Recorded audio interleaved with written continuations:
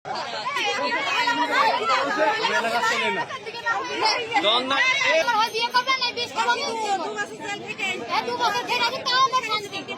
এইটুকু আমি জানি যে ওর সাথে বিয়ে করলে ওর আম্মু আমার শান্তি দেবে না, তাই আমি চুক্তিপত্র করবো এবং দেন মোহর অনেক টাকা করবো। ওনারা সব ফোন করে নিচ্ছে, একবার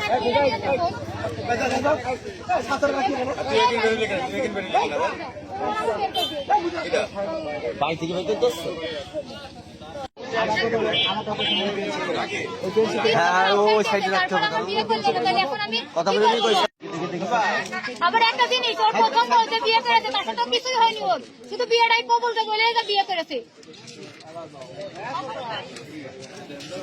আবার যদি প্রমাণ চাই মানুষ, আমি প্রমাণও দেবো, তুইও তো তোর কাছে তো আছে ছবি আমাদের, তাই না? ছবি আছে না? তারপরে তোরা সবাই দেখেছিস যে ও গিয়েছে, তোরা তো প্রায় দেখিস যায় মাঝে মাঝে যাওয়ার সময়।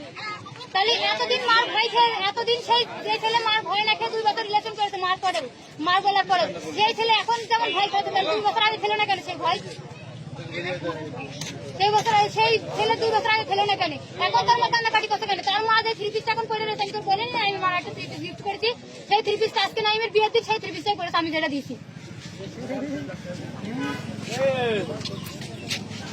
তারপরে নাইমের আমি পাঞ্জাবি দিচ্ছি, ফোন কেটে গেছে।